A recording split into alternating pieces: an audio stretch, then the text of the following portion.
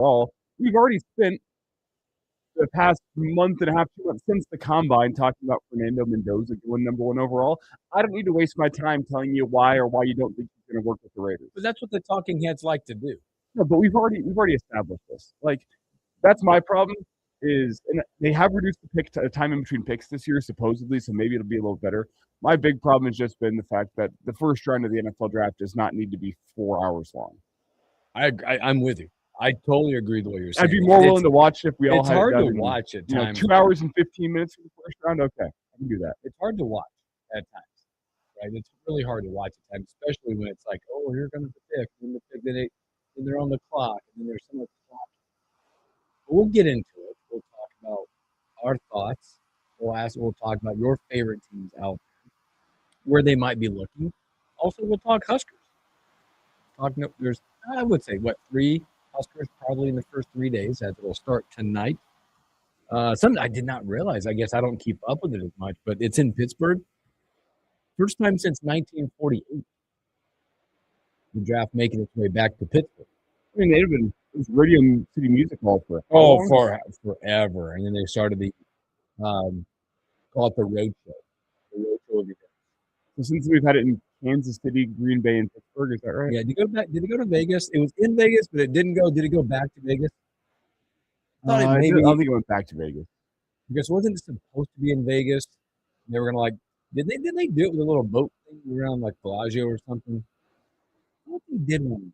I gotta look into it.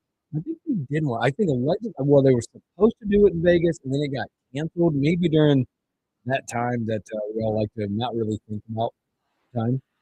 Or am I wrong? Did I dream? Yeah, no, it was Las Vegas 2022. Yeah. Kansas City 23. I forgot about this one. Detroit 2024. Rock City. Green Bay 2025. Pittsburgh this year. The next year, Washington D.C. Whoa, but Pittsburgh, second time ever in the state of Philadelphia, and first time since 1948 they'll go back to Pittsburgh. Which there'll be a lot of, I don't know if there's drama around the Pittsburgh pick, but it's been an interesting pick. When you look at the Steelers, and there's been a lot of talk about the Steelers right now and their quarterback situation, because right now, again, Aaron, for the better lack of terms, is holding Pittsburgh hostage again with their new coach. You said for lack of a better term. That is the perfect term. He's holding them, and but here's the other thing. They're allowing it. Right? They're allowing the future Hall of Famer just to be like, I'll get there when I get there, which holds up everything. Now, is there something behind the scenes that most likely has been talked about in Pittsburgh? Probably. I'm sure McCarthy and the organization has a inkling of what's happening, but that pick will be an interesting pick as you're talking about possibly 2 quarterbacks coming off the board in the first round. You know one for sure. Will there be a second? And is that the place, the destination of quarterback number 2? What? And we can say it. I mean, the second name would be, does Ty Simpson go in round 1 or not? That's the question. Yeah. And among the places where I think it'd be feasible, Pittsburgh, Arizona. Yeah. Is that about as far as you go? But is Arizona, how many picks do they have in the first? Because I know they have a top 3 pick. They have a pick at 3. I'm looking now. Unless they trade back into the first. Oh, I do have one. They'd be a candidate to trade back in. There is a mock draft where someone has predicted they do trade back into 31 to get Ty Simpson. Yeah, there's so many teams outside.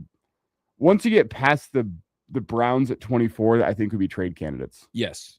It also, there's been, that's the part of the draft I look forward to is the trade in, trade out, because the NFL draft never lacks drama in the first round.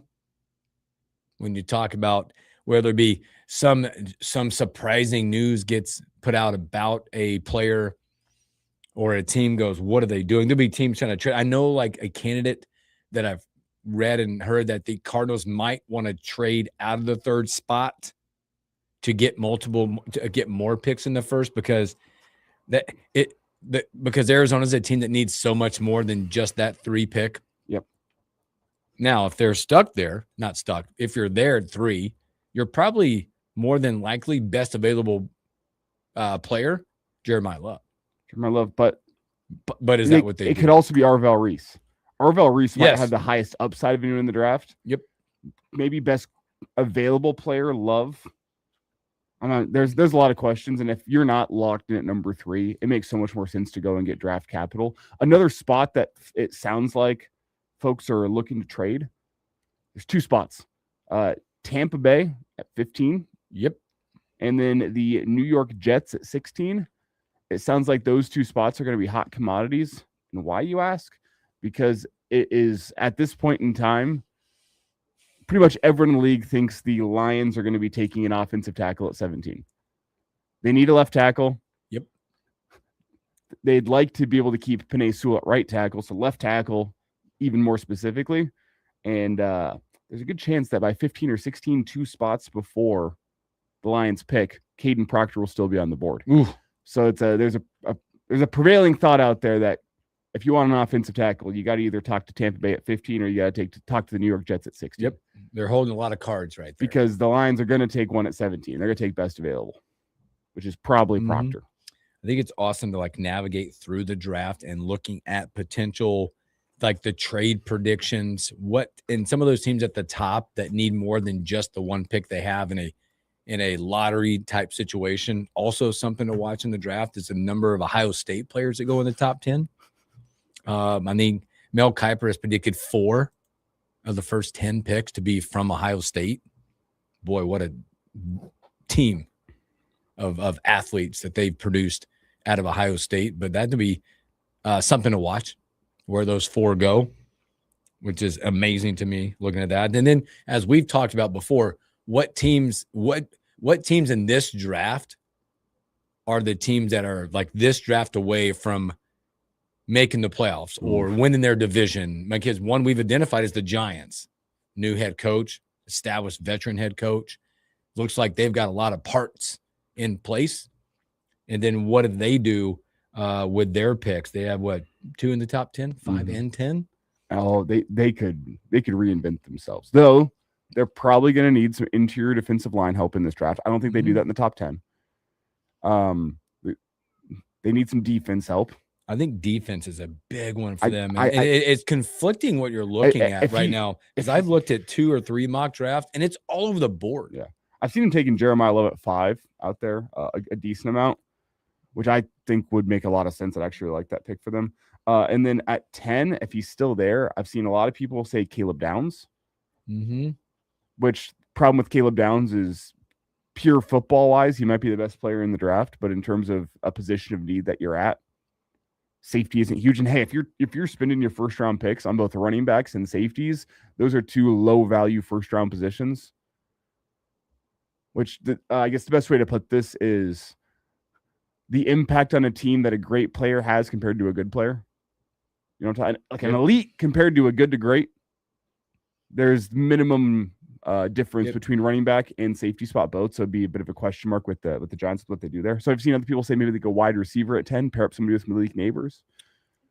They've got, I'm looking at not Mel Kiper's, Phil Yates and Mel Kiper combined right now. This is a lot like March Madness brackets. Yeah, I feel like once you get to the day of, you got to find that favorite person that you like, that you trust the most. Yeah, because you try to cross reference, I'm a Joe Lunardi guy for that, and whether you're a Lunardi or whoever else you are, then it's like you're cross-referencing whether it be CBS brackets, Mel Kiper, or Phil Yates, just to show you what Yates and Kiper have.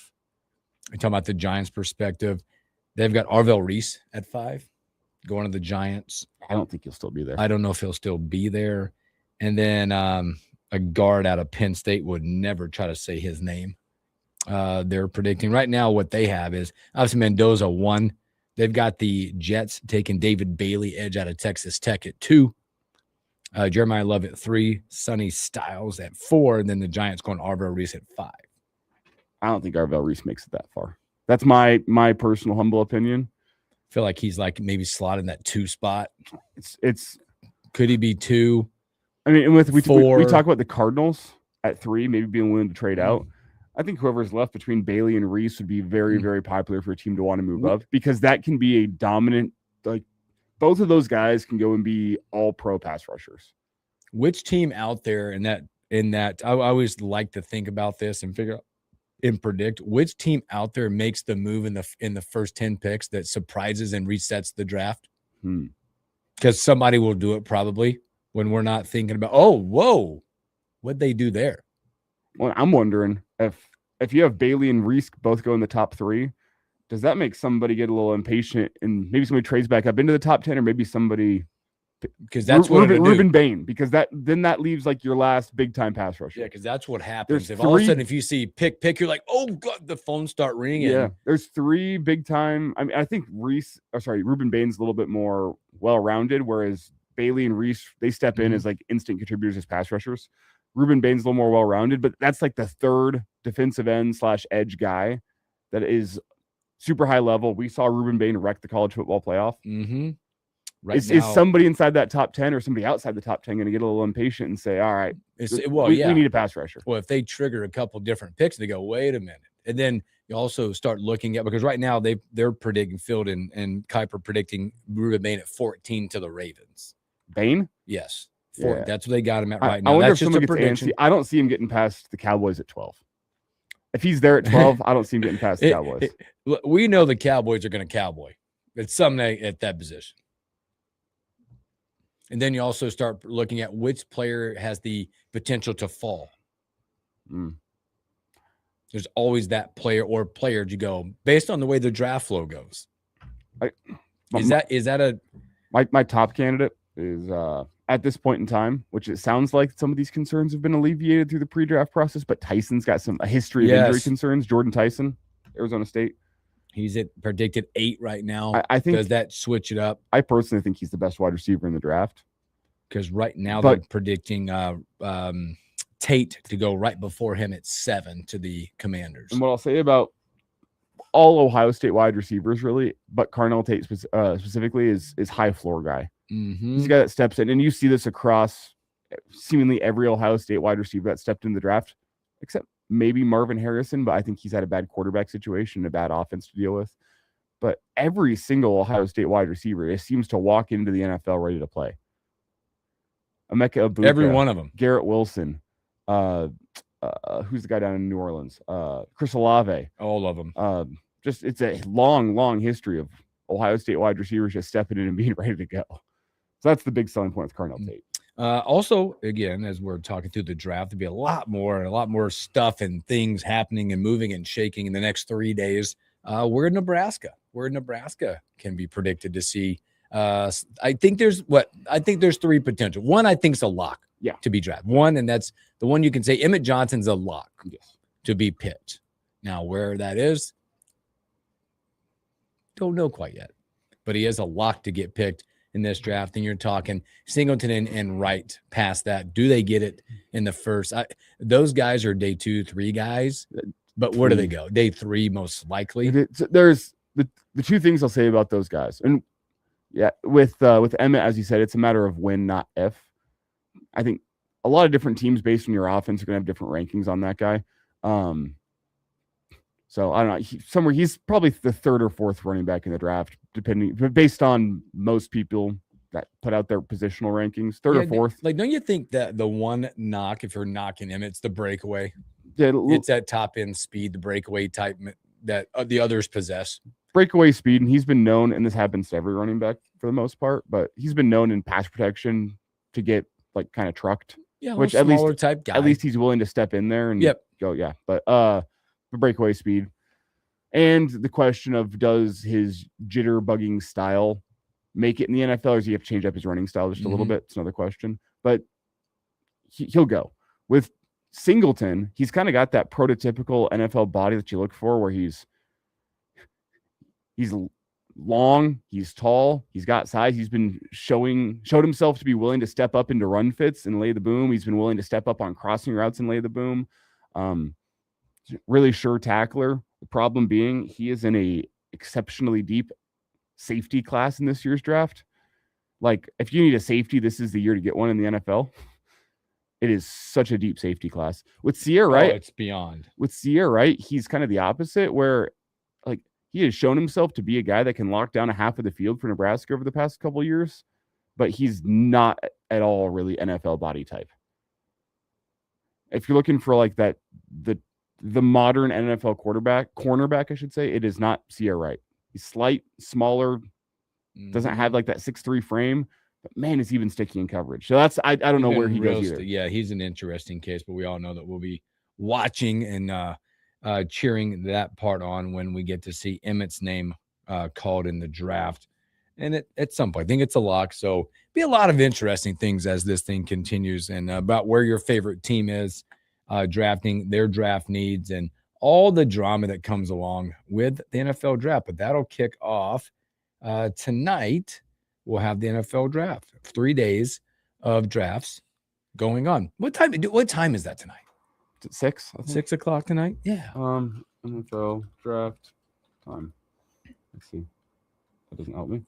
I got the date. I didn't write the time down. 7 p.m. 7 p.m. So I'll be catching up on the draft as we have a 7:30 baseball game tonight. Here's a quick question for you. Yeah. We'll see what happens with weather tonight. Yeah, it's kind of dicey. I don't know. I've seen it. It's been ever changing with whether or not we're going to get severe weather or not. Which that's how it goes. Sometimes it takes till 2 p.m. to see where storms keep your develop. eye in the sky and along with us as they'll be providing severe weather updates. Do you have a favorite TV network for NFL draft coverage? Because there's the 3 big ones, and I know there's also some like simulcasts, so they'll go online. Yep. But there's ABC, there's ESPN, and there's NFL Network. Do you feel like I feel like it's ESPN for me? Okay. Just based on the personalities that play within that. I'm big on when I'm watching things what the personalities look like. I'd go with ESPN. Okay. I will say I stay away from ABC. ABC is the NFL draft coverage for the fan that doesn't watch a lick of college football. Mm-hmm. They're going to give you everything about every kid, all the base level stuff. Yep. They're not going to dive too into the woods. And it's for the first round, especially, it's like surface level type stuff. And they're only going to tell you the good on ABC. When ABC doesn't scream, I don't know why, it doesn't scream, hey, watch me, NFL. It's ABC is it's the draft coverage for the casual fan that wants to hear why their team made a good pick. Mm-hmm. ESPN is going to give you, I think they usually give the best film breakdowns. Mm-hmm. They have the great personalities. And then NFL Network, I think, is probably the most balanced in their prospect analysis with like, they'll give you the good, they'll give you the bad, they'll give you the concerns, they'll give you weaknesses. I for the most part, round 1, I like ESPN. And then rounds 2 through 7, I'm more of an NFL Network. Yeah, get a little more in depth of the two, because I think that's where it's valued at is the second on. You need to learn about the players, and that's where I believe NFL Network does a great job. Championship teams win. Yes, in NFL Network, I mean, the highlights they get for kids that are 6th round picks are incredible. They have great analysis of picks, really up through like round 5 into round 6. And there's almost like I wrote this down this morning because I meant to mention it on Monday because then there's been. Now it all makes sense by the wide range of networks that they're on. I don't know if you noticed if you had watched ESPN at starting whatever, but Monday for sure. They've been running since Monday morning. It might have been longer. I caught it Monday morning, a countdown to the draft. On Monday, they had 84 hours. It was like they had a countdown starting at 84 hours on every show. It's like, watch me, watch me, watch me, watch me. Like, that's a long countdown. I don't think I've ever noticed that. Wow. On every show they have. It's like, now we're staying. And then now, since Monday, they've been running all the scroll. Yeah, that's all you see. Like, you have Sports Center in this, like, little box here. But then the ribbon has been all draft since Monday. One thing that ESPN does have that nobody else has is this. That is just nostalgia. Does that build anxiety when you hear it, especially with your team coming up?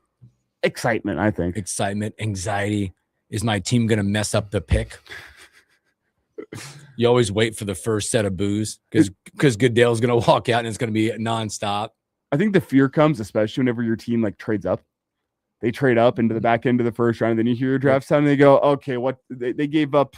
A 4th rounder this year and a 5th rounder this year. What are they getting for him? I have anxiety for the host city's team. Oh, yeah. When Pittsburgh gets on the board tonight, you feel like, oh, they got to land it because there's going to be a billion Steelers fans in attendance. We had to be the most hated. We had an all-time moment last year, though, with Packers fans Oh, for the first time in woo! like 30 When years. you hit the right receiver, Drafting an offensive skill Yeah. position player, and the fans Meh. go crazy. but you always have that anxiety for him because you're like, it's going to go one of two ways. And Pittsburgh is not I don't want to call it not a pleasant city, but they're a tough city. Right? Is that fair? Steel City. They're still city. They're tough. So, whew, careful what you ask for when you get the host and you got to make that pick. For what it's worth, my favorite mock draft, we kind of laid it. I like Daniel Jeremiah, released his final mock yesterday, which, by the way, I hate all the mocks that come out for the course like the past month and a half, where it's just driving clicks. The only mock that there's two mocks that matter. All right. There is the post NFL combine mock draft. Oh, yeah. And then there is the day before the NFL draft mock draft. Those are the two mock drafts that matter. And I hate all the other ones where Alabama has their pro day and we're going to have a new mock draft because of it. No. So it's so reactionary. Yes. And it's driving clicks. Anyway, Daniel Jeremiah does his every single, it's the Wednesday night before the first round. Love his. He has the Pittsburgh Steelers going offensive tackle in the first round. So fitting. That's so in line with their franchise. That'll be like knockdown. They'll be proud of that one. Yeah, it's whoever is still there after the Lions pick, they have the Pittsburgh Steelers taken, which it's a decent class of offensive tackles this year, it should be noted. So, all right, man. Way to open. Elijah. Thanks for hanging out with us. I love the NFL draft. Well, and there'll be more because I sent you something yesterday. I think we'll get into a little bit. It shows there was some, I forget who did it. It was like Sports Nation. Somebody did it.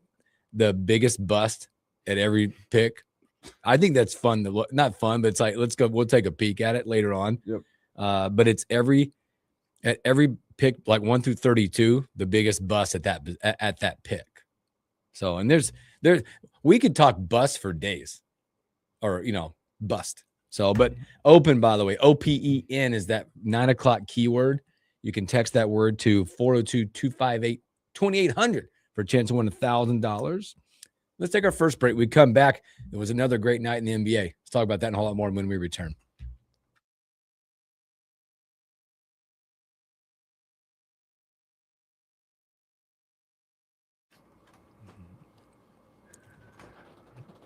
Yeah, that little ticker thing was so funny. They run it like 84 hours. I'm like, oh my gosh.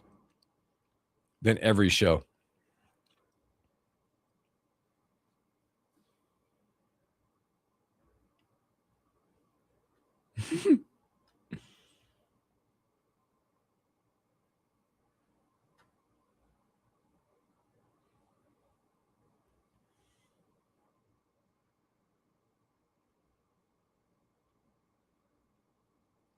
Yeah, I've seen all kinds of different models of what could happen today for weather.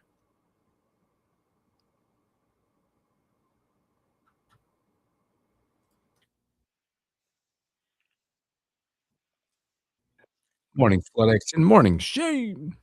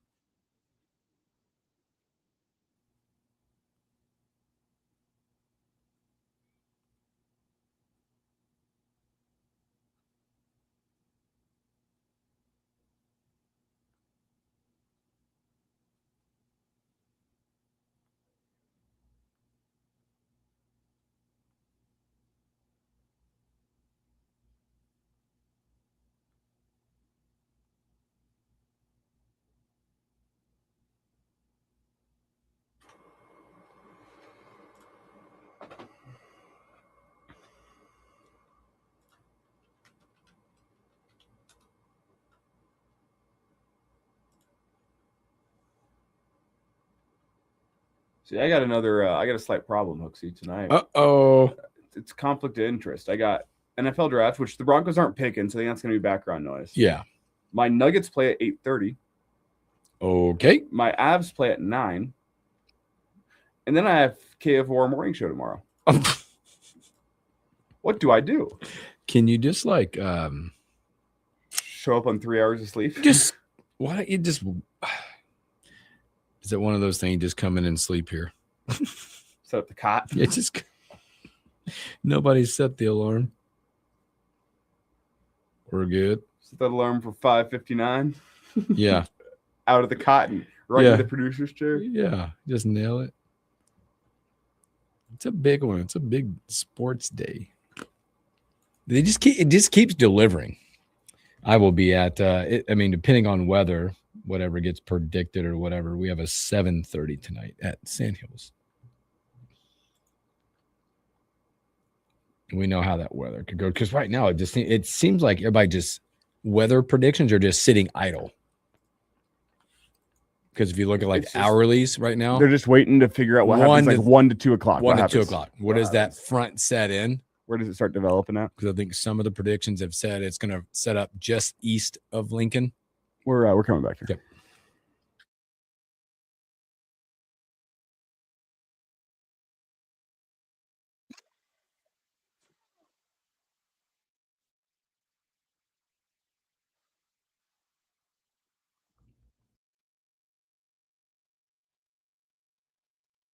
Welcome back to the morning hookup.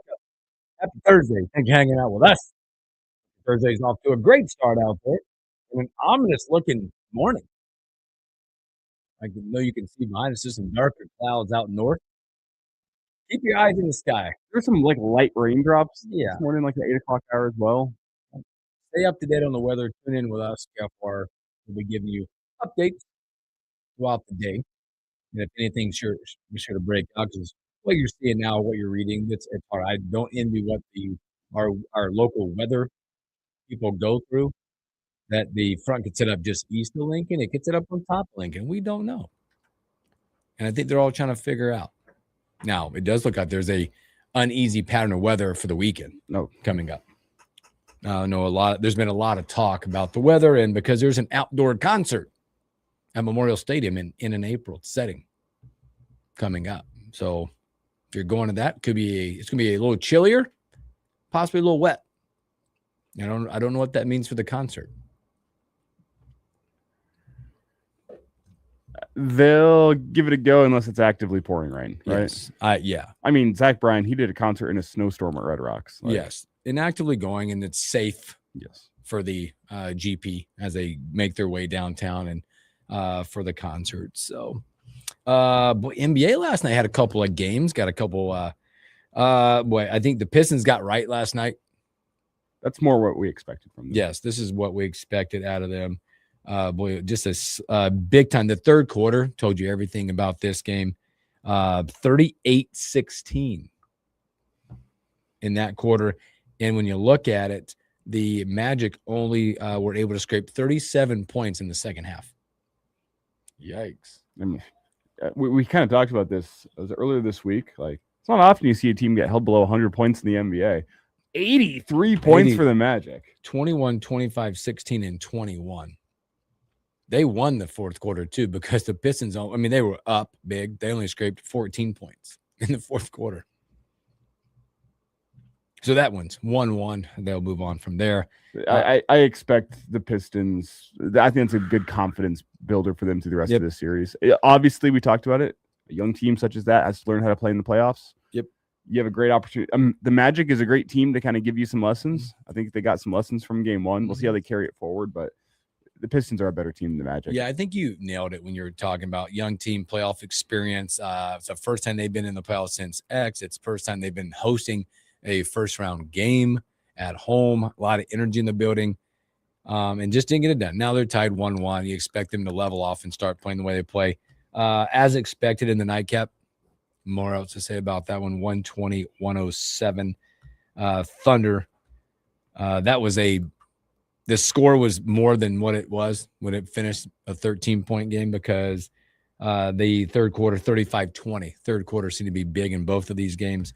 That was an SGA game yesterday. 37, 5, and 9. That's why he's going to be the NBA.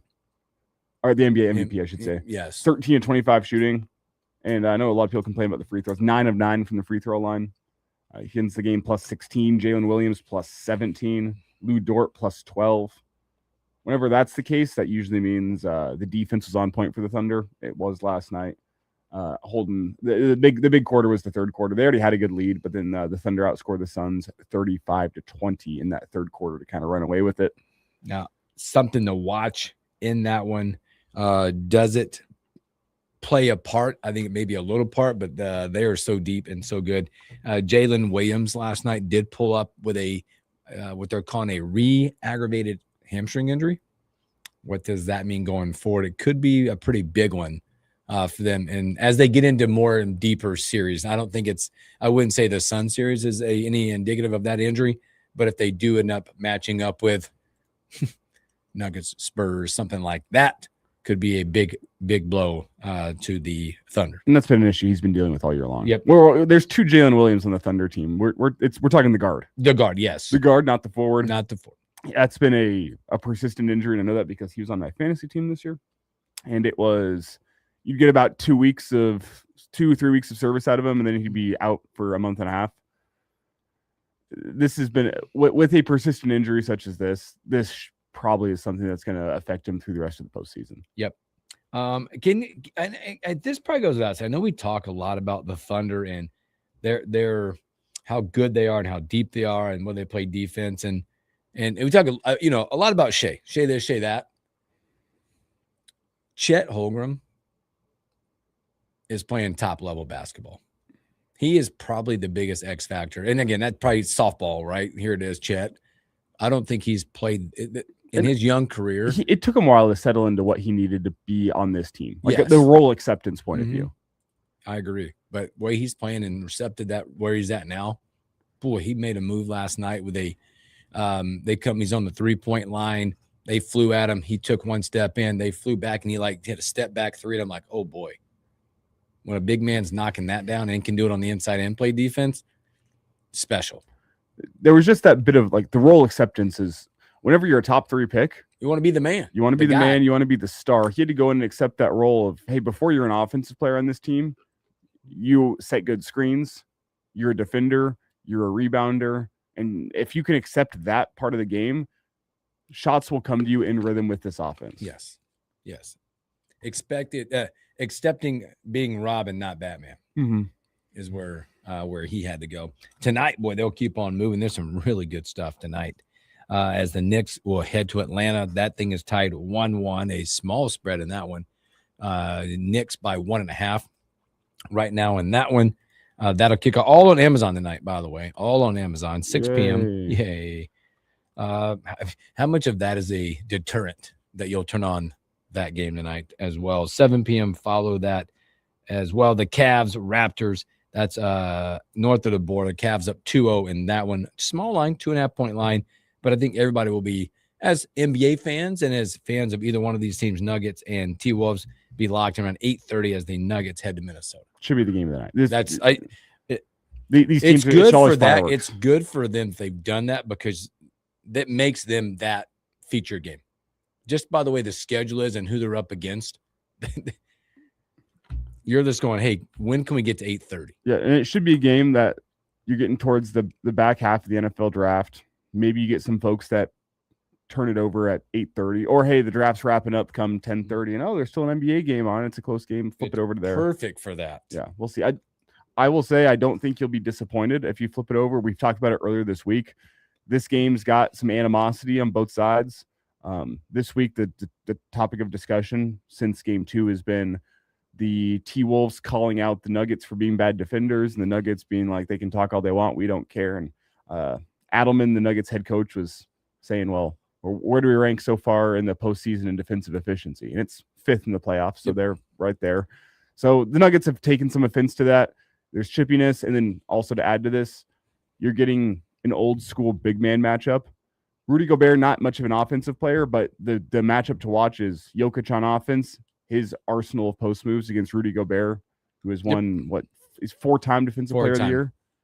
Like that is an A1 matchup. Not to mention you have Anthony Edwards, who is if Anthony Edwards is on a heater, he can beat anyone in the NBA. Mm-hmm. So watch out for that. It should just be a good matchup tonight. I agree. And this is a series that's going 6 or 7. So I think a lot of these series now that you look at, you turn the attention as they go on the road, how those games start to flow with a different crowd.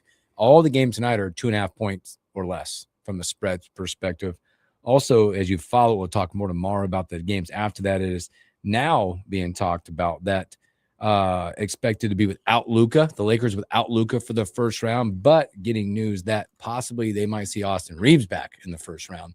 That'd be a good shot for the Lakers as they head to Houston in a few days from now. So, boy, NBA just keep giving. Sports just keep giving. So, but we're gonna take a break because we also had a night of NHL last We do. night. That's well, we're gonna get to it. There's so much low key action on right now that I think you might be missing or confused on which way to go. Right?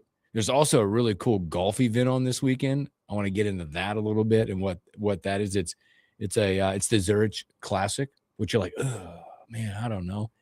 It's got a good feel. It's a team golf event. So we'll talk about that as well. But let's take a break and come back and look at, you know what? Let's go. No, this day in sports when we return.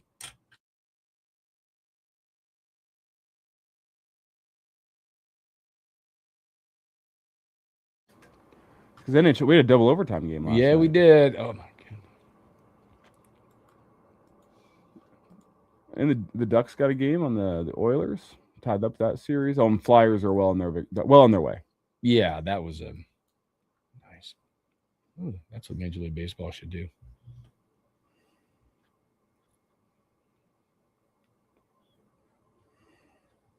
A lot of good baseball ones in this day in sports, man.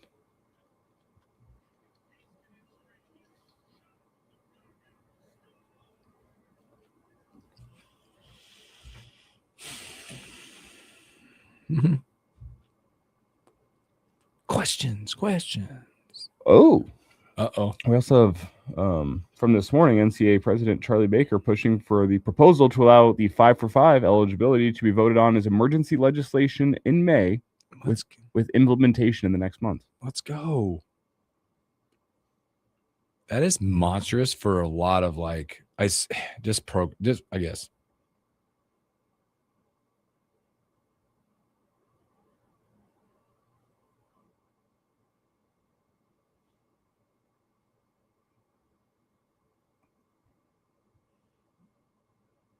So many questions in one email.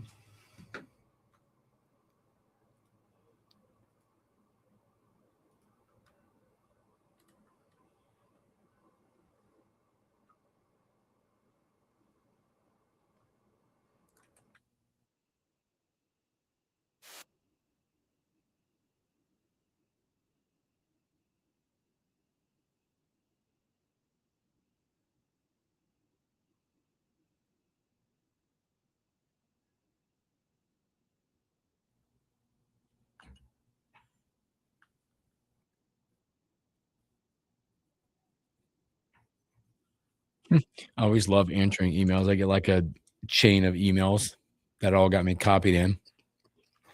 And they're all kind of wordy. And then they ask me what I think. Just one word. Send. What do you think? Cool. One word emails. They must think I'm just a jerk. Yesterday was fun. We didn't talk about that. Well, here's the thing. It's true in life. You don't need to send a sentence or a paragraph reply whenever one word does it. Done. People over communicate sometimes. I do that on my text too. And I get text back like, are you cool? I answered your question. I answered the question. My favorite one to do because people hate it. And I do it to my wife probably more than anybody. She answers, I go, sure. Sure might be the most, the most, yeah, let's go.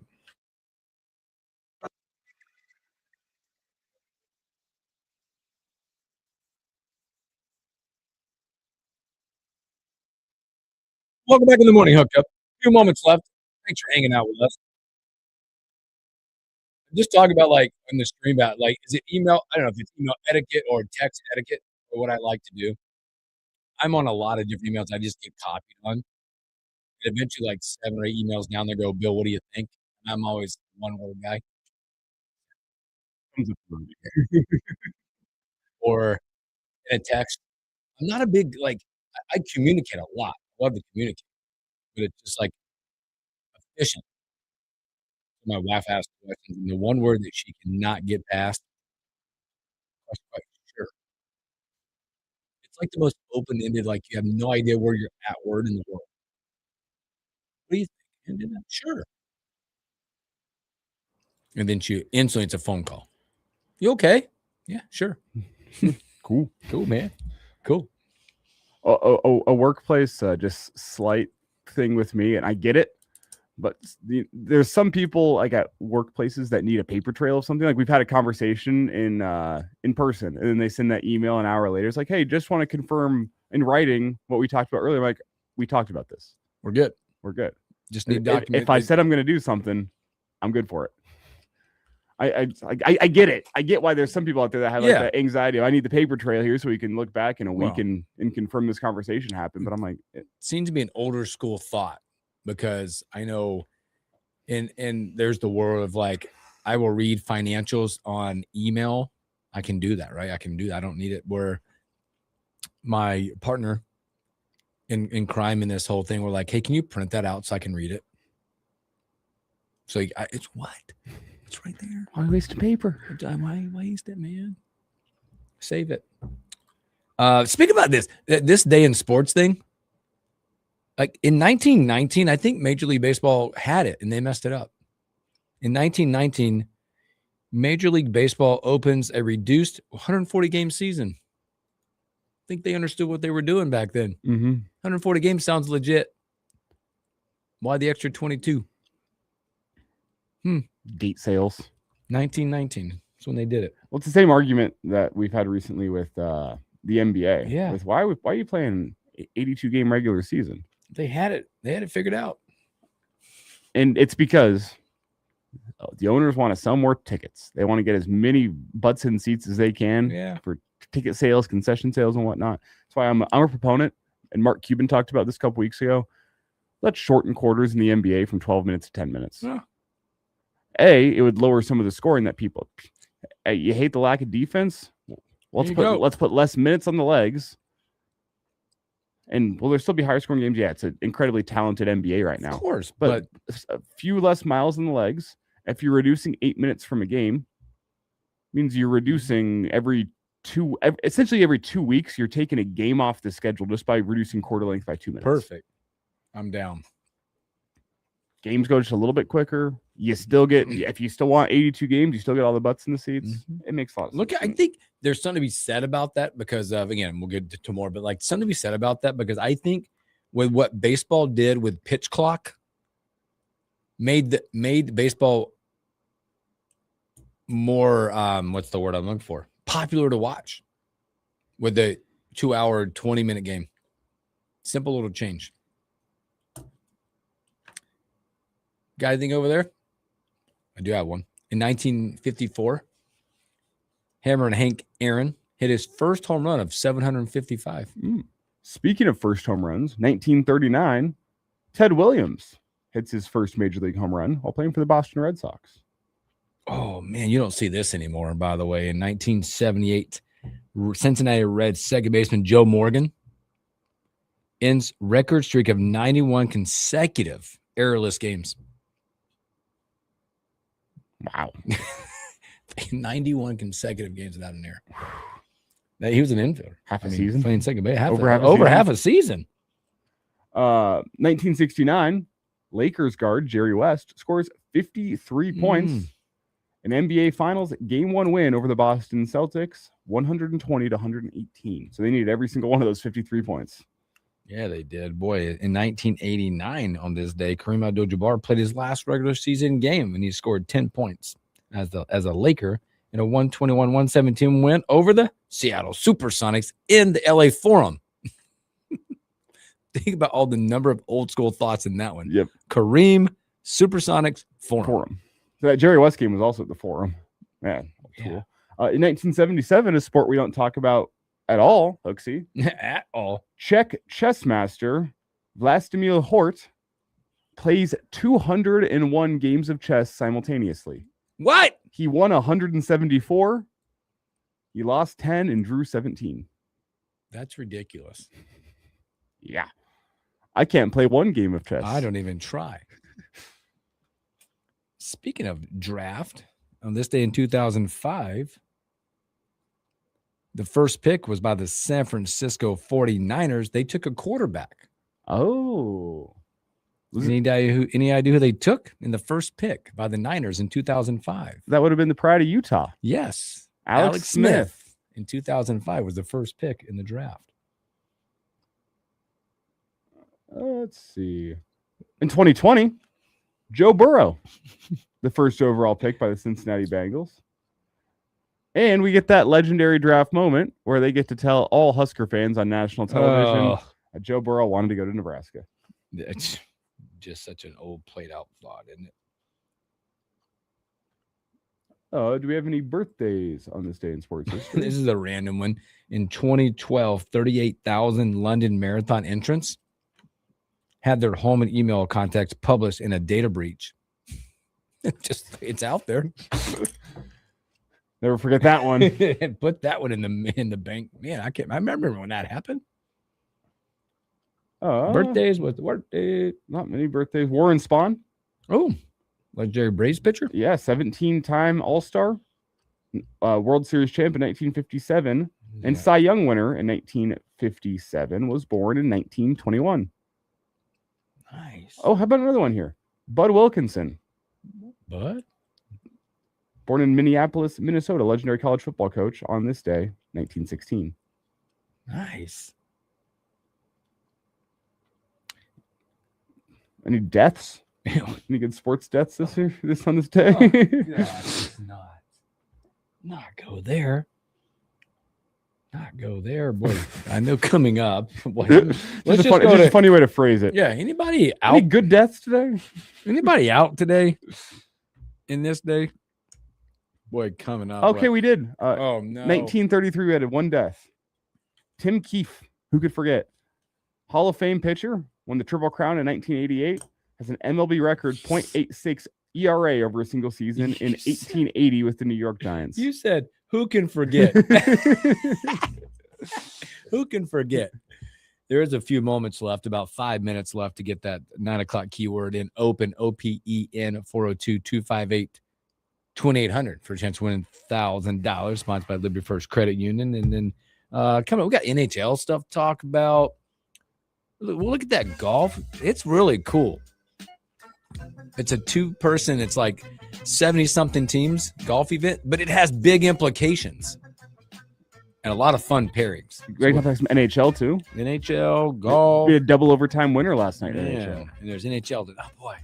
And then stories we missed as well. And a whole lot of you guys, man. I hope you're having a great start to your Thursday, man. Appreciate you guys hanging out with us. Sit back, relax, refill the coffee, keep your eyes up. We'll be right back.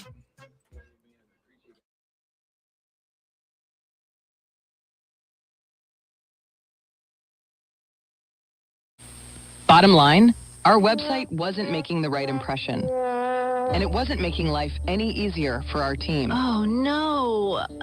It felt like every time we adjusted one thing, something else was off. Like a constant game of 1 step forward, 2 steps back.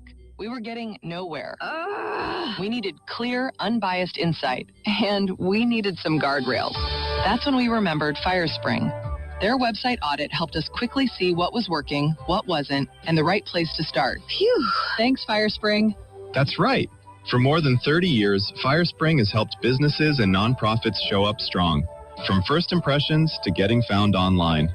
That means marketing, website, print, and promotional support that builds trust and keeps you top of mind. We know how it goes.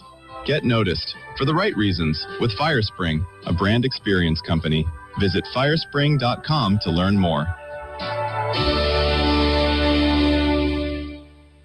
Is it time to replace your home comfort system? Call Bryant and save money in every way. Bryant provides you with solutions that save. Save big immediately with attractive rebates, and save every day with lower operating costs. Most important, though, the systems are selected to fit you. The right system, priced right, properly installed. That's the way Bryant works for you. How much can you save? Call Bryant Air Conditioning, Heating, Electrical, and Plumbing for a free estimate.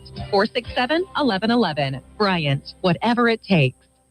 This is Jim Keck, minister of First Plymouth Church, inviting you to join us for a broadcast of our worship service every Sunday morning at 9 a.m. on KFOR.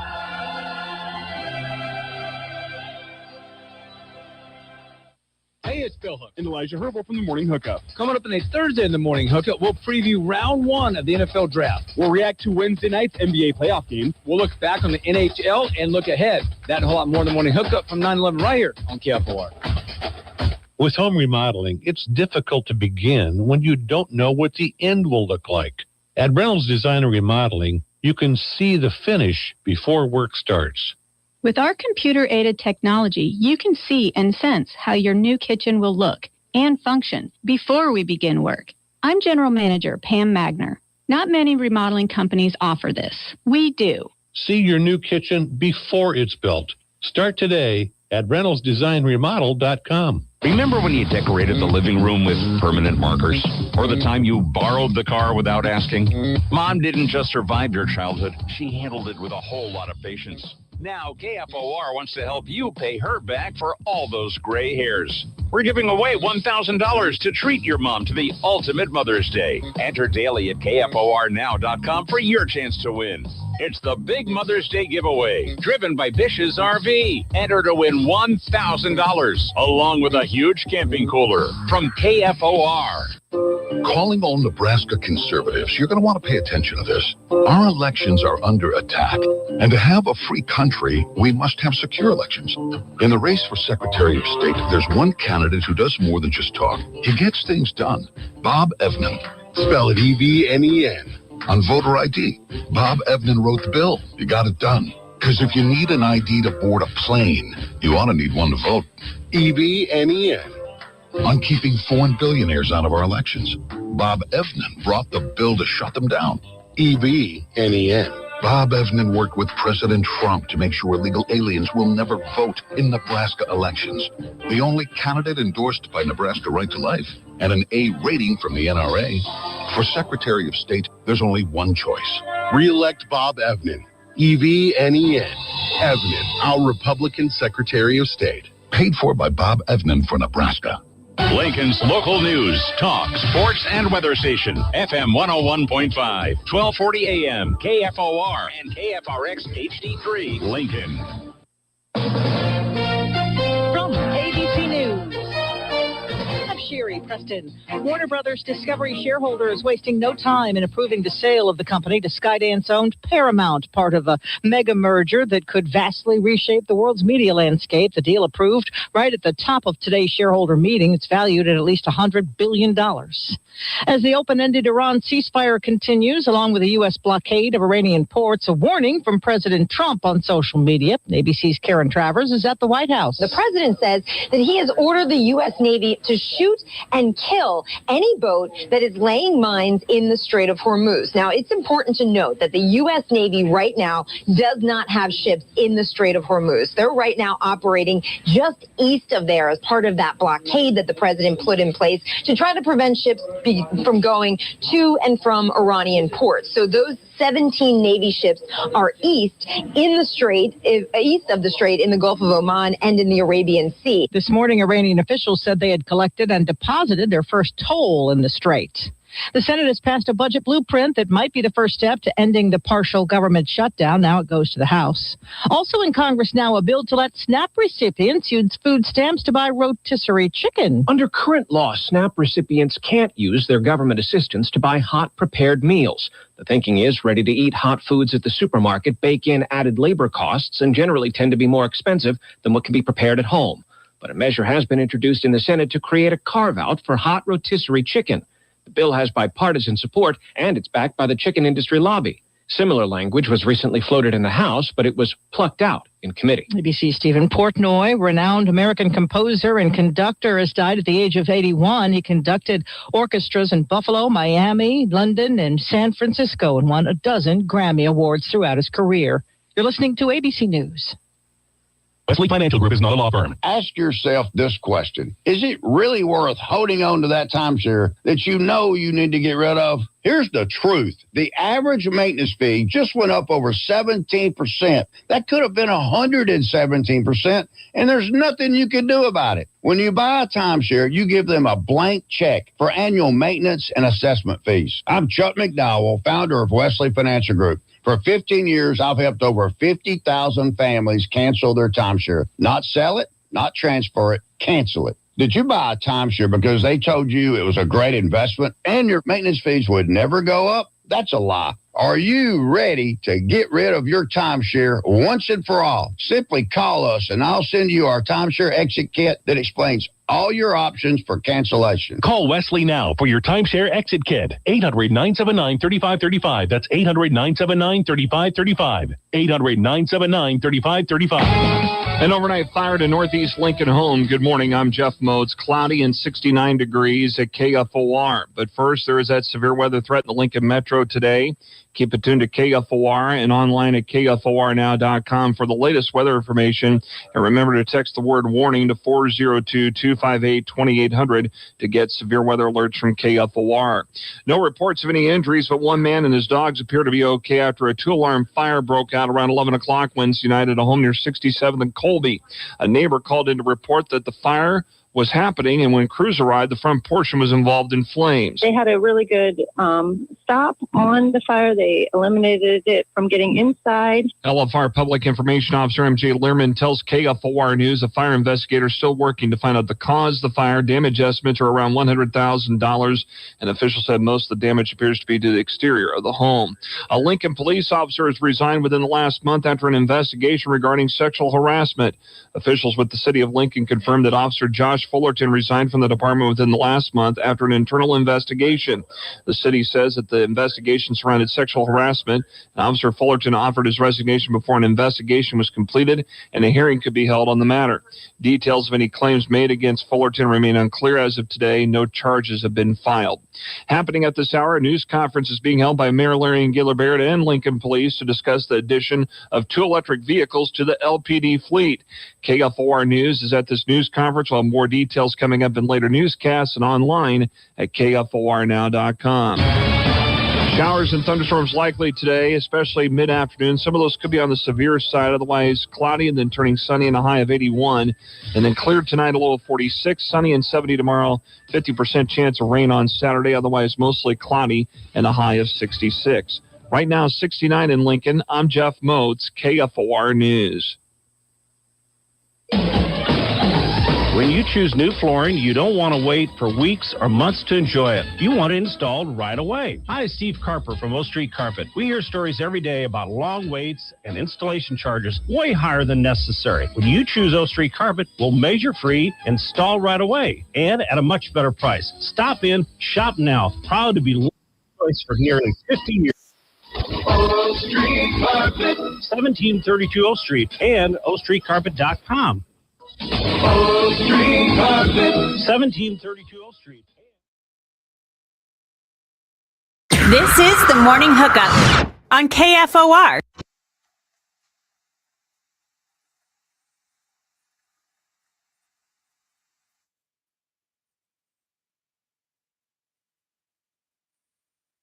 Welcome back to the Morning Hookup, hour number 2. This was kind of the playlist yesterday. Are you a music guy on the golf course? I'm a very low key. We don't play it kind of low key. I'm not I'm not anti-music. If I'm playing with somebody they want to play music on, I will happily sing along. I'll enjoy. I am not the type to bring out a speaker and play my music. Yeah, I am just as happy with no music as I am with. We used to all be that way, right? Golf used to all be like taboo, right? Of music and everything else. Now it's all of us have a speaker. It's always like, hey, what do you want to do with it? Yesterday was a couple of different things. It's always about front nine, back nine, too, and how the time of the round's going. Because yesterday we played in the shamble, which that was the first time ever I enjoyed playing in a shamble. Ever. It was an event. And if our listeners out there, shamble is it's a 4-person event. Everybody hits their drive. you take the best drive of the 4 and you play your own ball in. Yep, from there. Yep. And it's a score. It was too low net. It's a, by the way, I think shambling is something that should be on busy days on like municipal golf courses. I think just about, if you have a group of 4, you should be playing a shamble. Yeah, do something. But also, let it be known that would help pace of play a ton if it's not people going and looking for their tee shots and, oh man, I shanked it way right on a dog leg left hole, and now it's. There's so many things on a weekend golf that I could yell about. I'm not a weekend golfer because I have other stuff going on with sports, kids and stuff. And we've talked about this before. I love walking 9 in the evening once we have enough sunlight, because I can't get out to the golf course till like 7:15 at the earliest. So to go get 2 hours of 9 in, I need the sun to be going down like close to 9. But that is my ideal way to play. Yeah. Let it also be known, I think more people should go out and just play 9 holes. Yes. You don't have to play 18. You have to play. Well, yeah. Find your way. But like, there's 2 things that I think primetime golf, weekend primetime. That's right. Where a lot of people play most of their golf, right? 2 things should happen. Oh, I'm going to get to this call because I want you to hear these. We're going to talk NHL here in a minute because there's some series that are, boy, fired up right now when you look at these series. We got a double OT affair last night that we'll talk about. We'll also jump into some golf as we're talking golf right now a little bit with shambles and hitting different shots and being with your buddies. Because I'm a big guy of the radio, of the speaker now. There'll be times where we go out, we'll have music. We'll play a game. We were listening to Husker baseball on a Sunday afternoon, which is very soothing as they were knocking a bunch of home runs against USC. So I'm big time on that stuff as you're making in your way and you're navigating your golf adventures. So what I was saying, there's 2 primetime things in primetime golf that I think should always happen at every golf course. 2, 1, it should be illegal to walk during primetime golf. You should have a golf cart because its pace of play is big time on the weekends, right? 2, golf courses pair people up. Pair people up. There's nothing more tough than a foursome, a twosome, a onesome, a foursome. Like, it's sporadic all over the board. You should be okay with that. Any other bigger city you go to, it'll be Arizona or play golf in other places. It's a mandate that every group is at least a foursome as you're playing golf. Mm-hmm. Just a couple of mine. Yeah. Hooksy, as we transition back to sports here, we just had a slight issue with the keyword this hour. Did not load in as it should have. So I know we just got a call in asking what was that this hour's word. I have call. Oh, that's interesting. CALL. Sorry, yeah. 10 o'clock keyword is call. Maybe that was the point. Maybe maybe this was they wanted people to call in and ask about the word. Call. CALL. 402-258-2800. 402-258-2800. Call. CALL. That's so great. It's call. That was convenient. If you want to call. We'll get that in. Yeah, this didn't. I'm not going to give you another number because I'm going to confuse you if I say call. Didn't play to start off the hour. So that is the word. Call. Get that cash. Get that cash. $1,000 sponsored by Liberty First Credit Union. Huxley, what'd you do? What if you just got $1,000? What are you doing with it? Just $1,000. Don't have to worry about it. You get to have some fun with it. Why would we not just go to the casino?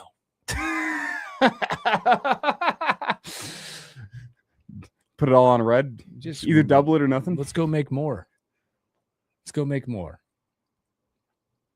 Right? Or let's see, what some sports related activity would we go do since we're a sports show? If you had $1,000 in the sports world, what would you go do? Or what could you do? $1,000 is that you put that in the piggy bank and save it just in case Nebraska's not hosting a regional for baseball? Ooh. Is that your money to go follow the Husker baseball team? Could be. That's a great one. I like that. $1,000 in the sports. Trying to think about locally what I'd go do. Honestly, I'd probably besides a sport of casinos. First off, I'd get myself some new wedges. Hey, see, there we go. Get myself some new wedges. I might even look with $1,000. Maybe I'll get some irons fitted too. You could get part of them paid for. It takes enough of the chunk out. I would. That'd probably be like an upgrade stuff. But it's maybe like nickel and diamond, probably if I was like spending $1,000, like new golf bag, you know, spruce that up a little bit. What else? It'd be in the golf world somewhere. See if I get myself a tee time at one of those more expensive golf courses around. I won't give them any free advertising, but if you're a golfer, you know which ones I'm talking about. Yeah.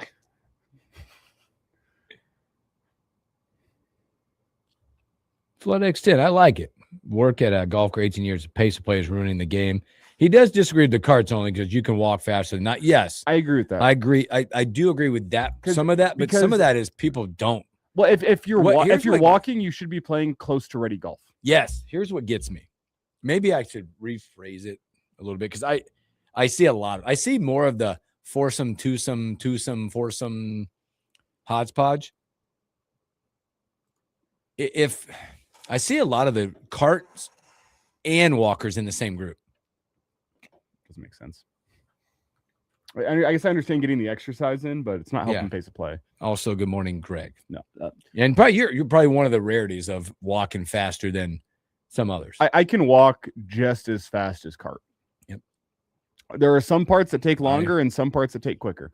For example, walking to your tee shot, probably going to be a little bit longer, but if everyone can walk individually to your tee shot, you don't have to deal with somebody in the cart going to the first tee shot and then driving all the way across the fairway to the second tee shot, setting up. Like it all evens out. Sometimes my days of walking are over, but what about the bad days when you're like this? Tee shot right, pull it left, tee shot right. That's a pick up the ball and go put it back in the fairway. That's when you start shambling. Army golf, left, right, left. But no, I agree though. Again, the key with walkers is if you're all walking, you're not. If you hit the furthest drive, go. Hey, it took you 2 shots to get on the green, and everyone else is still sitting in the fairway. Hey, note to self: not a tour event. Hit that lag putt, get it close to the green, and then watch everybody else. Not a tour. Yes. Last night, let's jump in a little NHL. Boy, the Flyers off and running. That one 5-goal night. For the Flyers to get even in that one, right? Even? Yes. With the Penguins.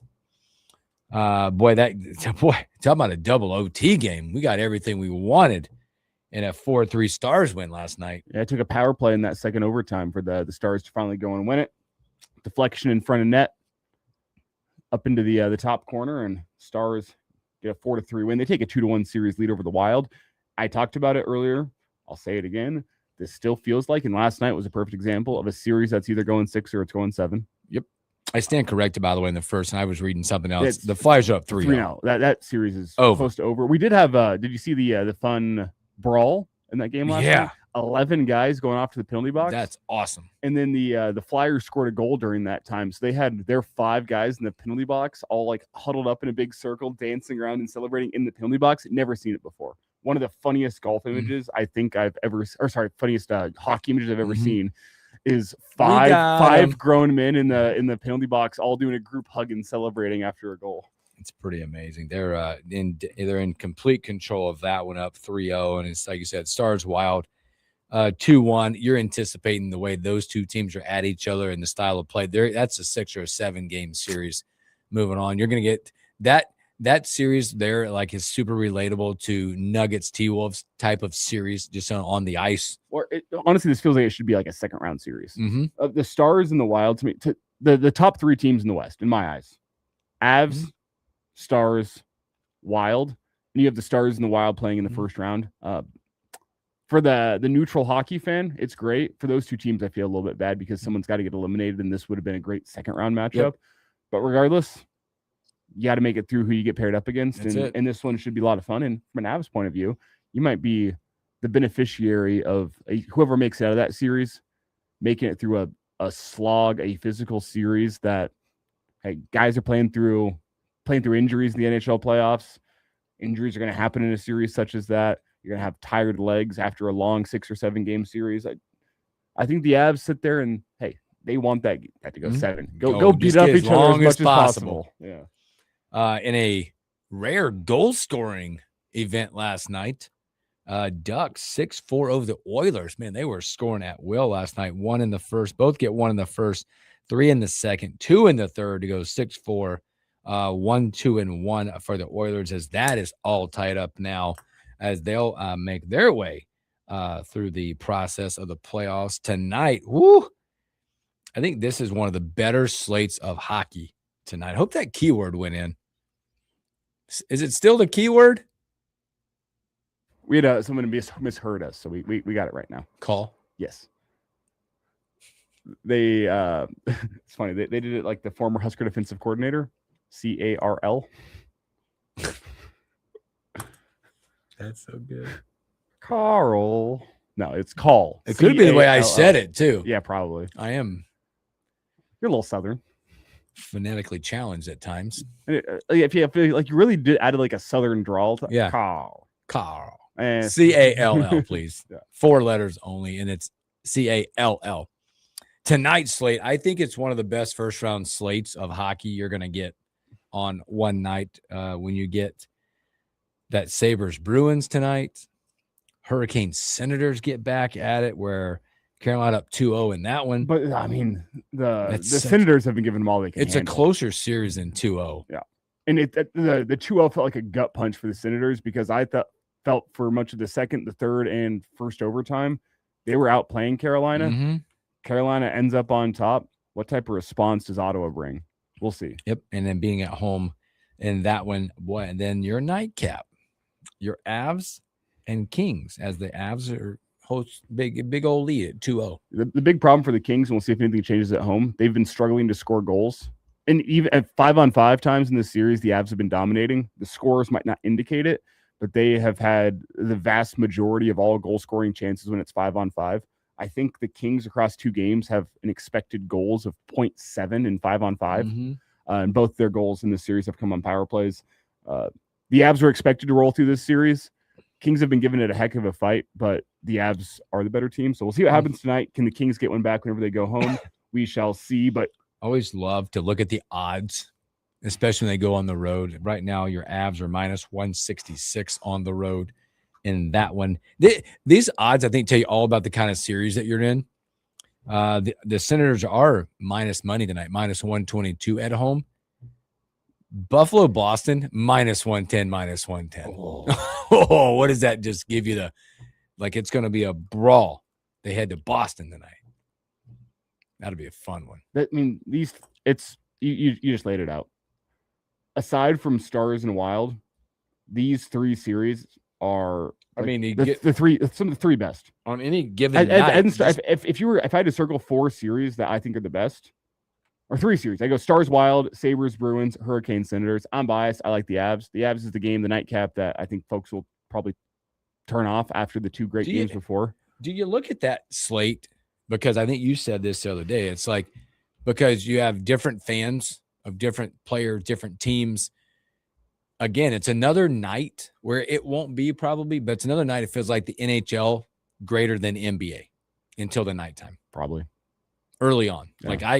If you're a fan of both, you have to be going, man, I can get 2 really good hockey matches on paper versus the 2 NBA games. And then I'll double TV up for the nightcaps of the Avs and getting the Nuggets and T-Wolves. Well, just generally speaking right now, the NHL is a better product than the NBA. Agree. The first round matchups are better. The game right now is more entertaining. Hockey compared to NBA, NHL to NBA, I should say. I should specify there. The game's more entertaining. The first round matchups are better. I think the NBA still has a lot of fireworks ahead of it in this postseason. Mm-hmm. But right now, the NHL. Not enough. Again, we've mentioned this before on the show, and as of recent times, not enough storylines in the NBA. Not that you want fighting and all, blah, blah, blah, but not enough storylines. Well, the problem, it's how the NBA's marketed itself over the past 10 years. The NBA has turned itself into a superstars league. And the superstars this year, we've talked about it. It's the old guard. This feels like they're gone. Their final runs. Your Kawhi Leonards, Paul George, James Harden, Steph Curry, LeBron James, Kevin Durant. They're all aging. They're aging, and they're not playing into the storylines this year. So whenever the NBA has gone all in on the superstar marketing, I know you have SGA, but people don't like SGA because of his style of play. The foul But baiting. I think that's a marketing miss by the NBA. They're still catering their marketing to those aging stars. that it's gone to the well too much, and they're missing opportunities to poster the other ones. Mm-hmm. You know, so it's interesting. It feels like a big NHL night for fans. Like Knicks and Hawks should be marketed better than it is. Nuggets and Timberwolves should be marketed better than it is, but Nuggets and Timberwolves is so much deeper than Ant versus Joker. Oh, this just goes way deeper than that. And I feel like the selling point for the series is still Ant v Joker. That's not it. That's not it at all. The storyline is a post battle with the 4-time defensive player of the year in Gobert and Jokic. You have two guys that can go on a heater at any time with Jamal Murray and Anthony Edwards. The role players on that team bring some fire with Aaron Gordon, with Julius Randle, with Naz Reid. And then the rivalry aspect of this game where these two teams hate each other and they've ended each other's seasons consistently for about 7 years now. Yep. But everyone, Ant v Joker, you're selling the matchup short. You're missing it.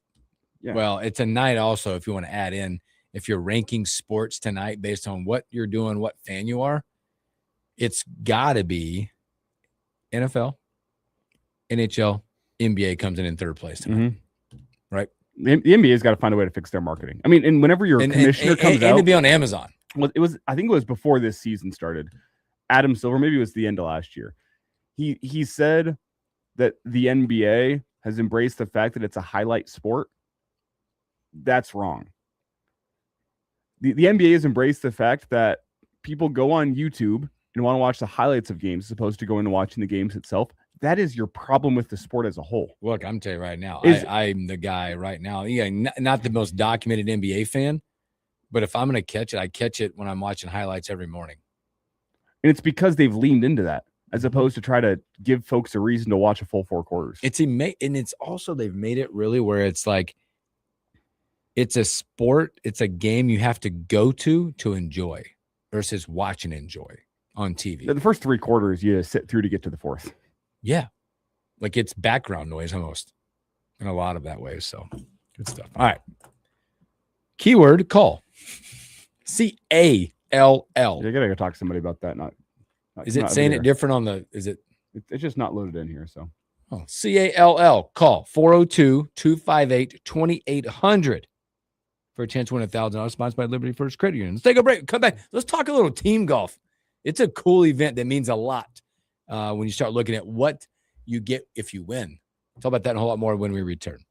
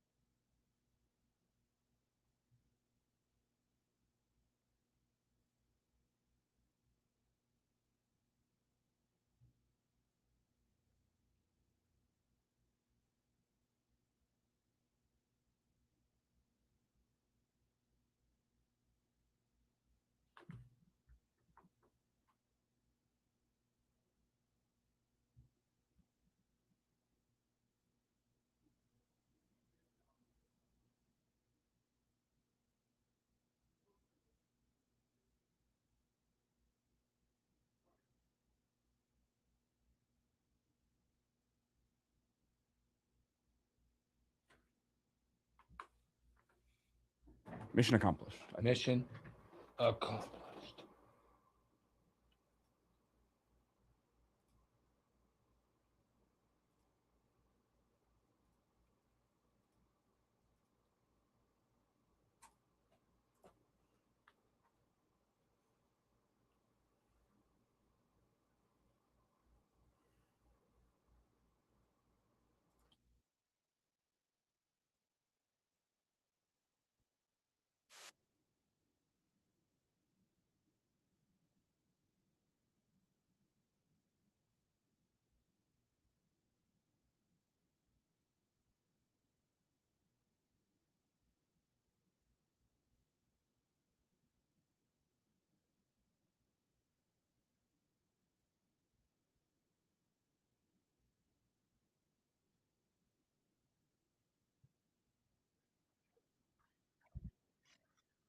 All right.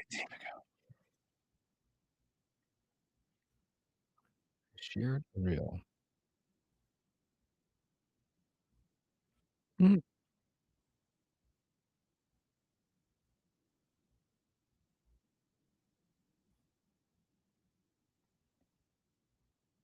Didn't show it. Yeah. It's so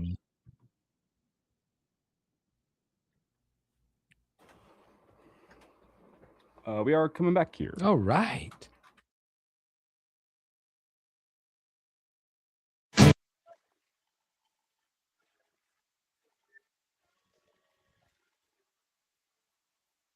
Welcome back to the morning hookup. I was telling you earlier about we kind of got into it, the gamble conversation. What a great little typically I'm the guy. I love to play events. I also like to play my own ball club for my own sport. I'm wired to keep the handicap. I had the most enjoyable experience in the shambles. Like I said before, everybody tees off, you play the best drive, you play your own ball in. It was fun because we're only keeping 2 low net scores anyway. Also evens out playing like team golf. Yeah. It was so tough yesterday because it was out of the south, wind out of the south, and we're at Wilderness Ridge, and those first 4 holes are dead into the teeth. For instance, number 4 is a par 4, kind of downhill water green. It was like playing 155, 160. The wind made it like a 175, 180 shot over water. So what's that? Six iron? I hit a 5 iron because I hit it a little bit higher. I hit 5 iron to the front edge of the green. Like I smoked it. But then adversely, I had a buddy of mine that just pounds the golf ball. 14 downwind against 27th Street. Straight downwind. The drive went 350. It's a par 5. It's like close to 600 yards downwind. We had like 250 left into, but he hit it like 350, and like jet stream. Whap! Just different styles depending on which way you were faced. Does it demoralize you? I got a buddy, Jacob, that last spring got fitted for new irons, and I went out and played with him, and we're like, 175 out. He goes, it's a 9 iron for me. I went, what now? I want to beat those people up. I went, what? And 175 out, and you're hitting 9 iron? That's when you're talking to my kid. My kid does that kind of stuff. When it's like, he's like, yeah, I used to go like 150, 160, but then I got fitted for irons, and now it goes like 175, 180. And I went, brother, if I need to hit 175, 180, I'm pulling out a 6 iron. Yeah. My 9 iron than me. My 9 iron goes like, the regular 9 iron goes like 140. Yeah. 135, what 140. normal people hit it. And he's hitting this thing. It's up in the jet stream and it's flying one. I'm like, okay. Flood Extent said Lakers fan says T-Wolves Nuggets best first round series for sure. He also said establishing handicap first couple weeks of golf league. Kind of, he messed up and went even par last week. Got to start drinking way early. Yes, you do. Don't come out blazing guns. Get the handicap where it needs to be, especially for league events. It's called average control. That's what you're doing. You're controlling your average. You're controlling your handicap now. Control, baby. Yeah. Just slightly pull that 3-foot putt. So you do that in bowling league too. Like whenever I'm getting to game 3 and it's already been determined that, hey, we're losing most of the points tonight, and we're 5 frames into this third game, and I'm not winning it. Oh, missed my mark. Missed my mark. Man. Dang, missed my mark, guys. Sorry. I left myself a real tough spare here. Woo, man, that one's gonna hurt. New irons, he said, are lofted, actually not hitting it that much further. Yeah. Boy, speaking of golf, there's a really cool event. Like typically you talk about PGA golf, it's individual, mano, you versus the field. This week's the Zurich Classic. It's a fun one. Look, it's a team golf event. And when you start looking at it, so they team up. There's two golfers team up, and it's a cool format. Like you get really good golfers in this when you look at past result winners. Ben Griffin, who's an Andrew Novak, You've had that's just not where I'm going. Roy McIlroy, Shane Lowry. So here's how it goes. It's 70. I think it's 70 teams. I took a snapshot this morning because I think it's a really cool event that has big impact. 74 teams of 2. The first and third rounds are 4 ball. So best score on each hole. You play your own ball for the first and third round. Second and fourth round, it's a foursomes event. It's an alternate shot and alternate tee shots in the event. Top 33 teams and ties make the cut. But the big impact of this is when you look at the field, winners each get 400 FedEx Cup points. That's big as you're in the race to get to the FedEx Cup. But the bigger one of this is an if needed 2-year exemption on the PGA Tour through 2028. That's huge. And if you look at the field, some of these you're like, oh my goodness. One of the groups you'll be looking at this year is the group of Shane Lowry, Brooks Koepka. That's a good group. Shane Lowry, Brooks Koepka. Now, it's styles make fights in these types of events when you're looking at it. But then you also get guys that are trying to make their way back and maybe get some exemption type status. I laugh because there's a guy like Jason Duffner who pops back into the mix. We all know documented stuff with him. Do you know which pairing I'm most intrigued by? Tell me. It's 2 youngsters. Oh, that Blades and Luke Clanton and Blades Brown. Yeah, buddy, couple big guns. Blades Brown. I don't want to be too dramatic here, but he went pro at 16. Yep. He's like one of the guys that's the future. I would put Clanton in that group as well. That is potentially it's an electric group. 2 future PGA top 10 guys that are playing together in a group right now before they're big. I'm very, very curious to see how they go out there and compete because I think, is this Blades' first big time, like first true PGA? I thought he played in one other, maybe with an exemption status. I think he had some exemption status. He's 18 years old and can absolutely play the game of golf incredibly well. Youngest medalist at stroke play in U.S. amateur history. Did that when he was 16 years old and then turned pro later that year. Wow. Let's check out his PGA. I don't remember. I thought maybe he had an exempted status at some point. He started 4 PGA Tour events in his career. Yep. The American Express. They've all been this year. American Express, Cognizant Classic, Puerto Rico Open, and the Valspar Championship. Okay. He has made the cut in 3 of those 4 as an 18-year-old. Oh, wow. Incredible. Other groups out there, Tony Finau, Max Gressman, Billy Horschel, Billy Ho, man, out there with Tom Hoagie. An interesting group as you look at these. Some of these pairings are really fun. And it's a styles make fights type of event. Luke List out there with Hendrik Norlander. Joe Dahlman, a fan favorite of mine. I love to watch Joe Dahlman tee it up. He's up with Kevin Strillman. Also, you get a couple of winners out there. You get Matt Fitzpatrick coming off the RBC Heritage win. He's pairing up with first-time DP World winner, his brother, Alex Fitzpatrick. Oh, that's fun. In the event. He is in the same group, by the way. They're going to tee off together. If you want to watch and get a pretty unique pairing, how about Fitzpatrick teeing it up with Koepka Lowry? That one, they're about to go off at 11:29, I believe. No, 12:29 Central Time. That'll be a fun one to watch.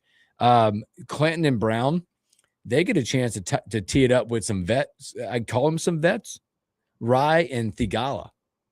Yeah, that's fun. Be a good one there. I saw, you see, there was a clip this morning that's really fun. And Brett Snedeker, he's up with Keith Mitchell.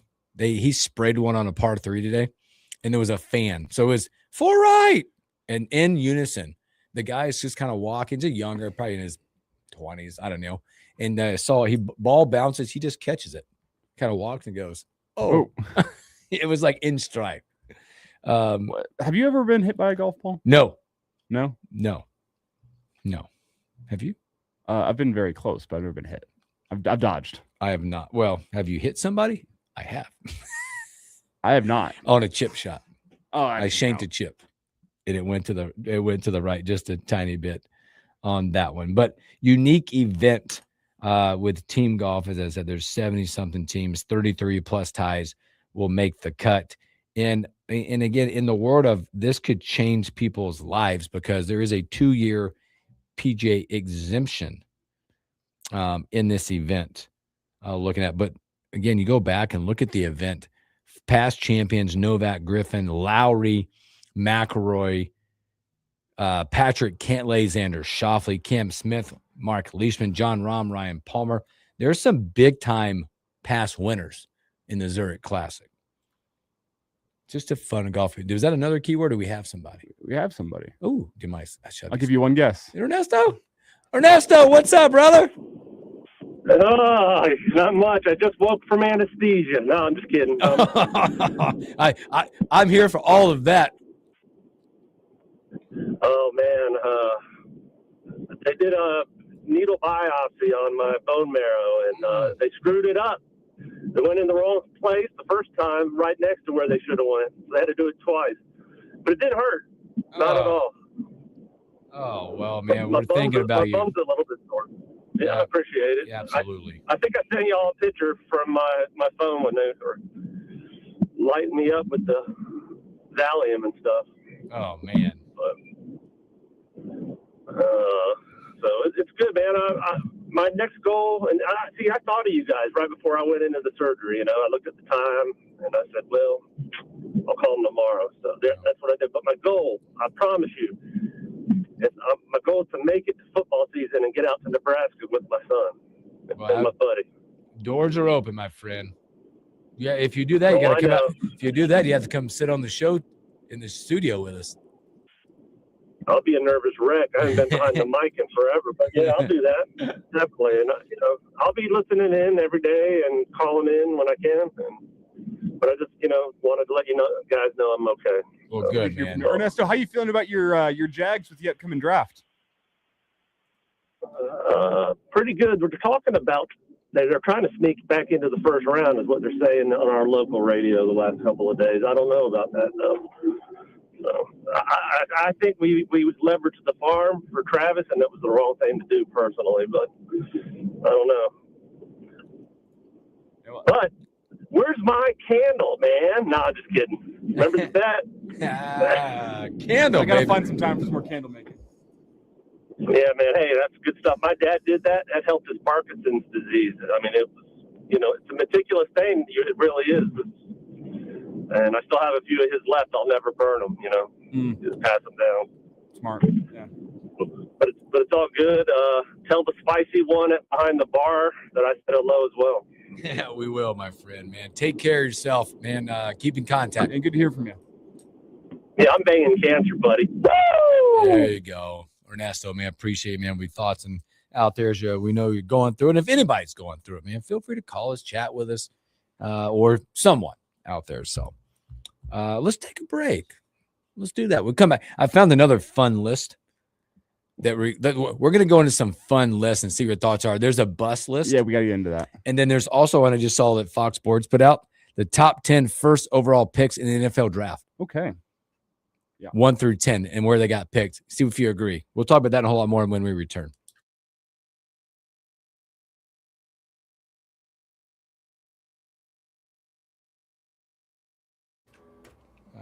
Share, send via chat. Send it to, is that the right one? Maybe it's this. Oh, yeah. I'm going to send you this one. Okay. I just sent it to you on your X. X gonna give it to you. X gonna give it to you. I'm not playing that song next. No, don't do that, please. I do like this.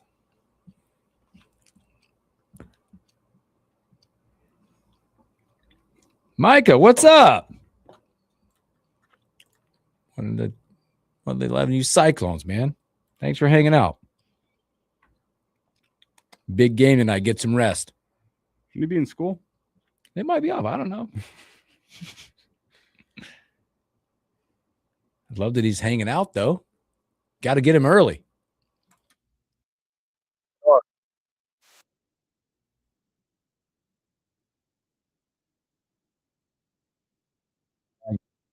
Sandbagging too.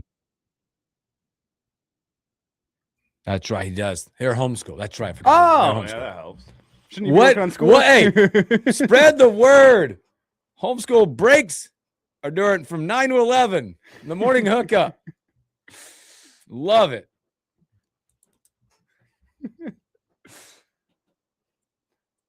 Hey, sports history.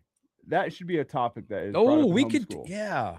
We talked about this briefly yesterday with ESPN Jeopardy coming. Could we be a part of the curriculum for homeschoolers? No. Do one segment between 9 and 11. We kind of do. Yeah, this day in sports. Stay in sports. We you know, we need to find a way to relate it back to life. Yeah. If you keep up with your studies, you can be just like us, or not. If you keep up with your studies, you'll end up not like us. Better be good, than be us. good for you. I love that. Flood extend says, for the record, Bo Callahan's teammates did not go to his birthday party. Love draft day. Mm-hmm. And let it be known, Flood X10, I'm not telling you to miss on purpose with the sandbagging, with the handicap control. I am saying whenever it's already a bad day, mail it in. Mail it in. You don't need to Can go. I tell you, He was saying you need to start drinking earlier. No, if it's already a bad day, I think you're still trying your best. Yeah. But you don't go to the performance enhancing drugs on a bad day. Can I tell you, I'm not good enough to miss anyway. I'm usually going to miss it anyway. I'm not advocating for sandbagging. I'm saying you don't pull out every trick in the bag to try to get better. You know. You make an 8, you make an 8. Exactly. Yeah. Now hitting 8. No, you're not. Now picking up. That's a thing in golf that people don't do enough. Is there's a handicap system for a reason, and you don't have to belittle yourself and say you made a 10. Well, there's a cap, right? There's a cap based on your handicap. There's a max score. I do 8s on 3s, 10s on 4s and 5s. I think you're. Yeah. It should probably be lower, but yes, yeah. Coming back here though.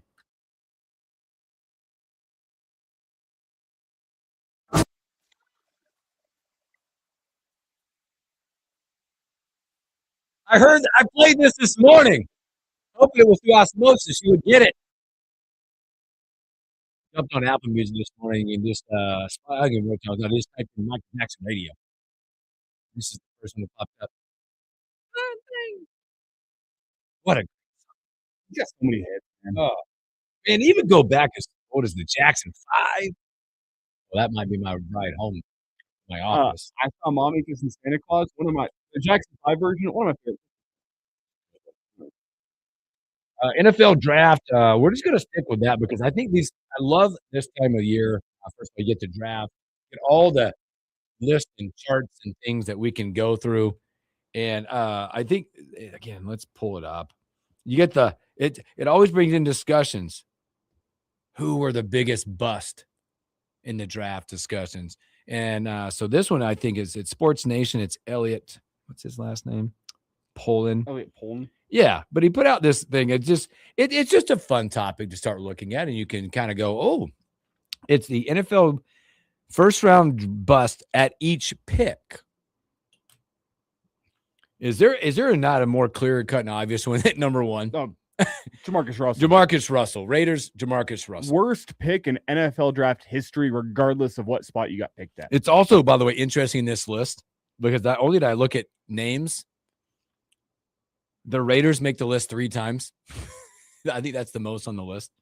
Ryan Leaf at 2 with the Chargers. Yeah.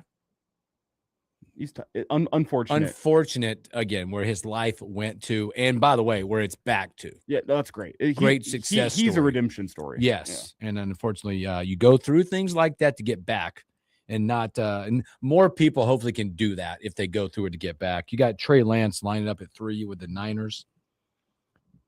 Anything else stick out to you on those? I mean, like quarterbacks are like the ones you go, oh, I get it. Yeah. Josh Rosen at 10 with the Cardinals. Christian Ponder at 12 to the Vikings. Mm-hmm. I look at that one. I don't think anyone even at the time thought that was a good pick at 12. No. Christian Ponder, you watched it. You didn't think he wasn't that good in college. Mm-mm.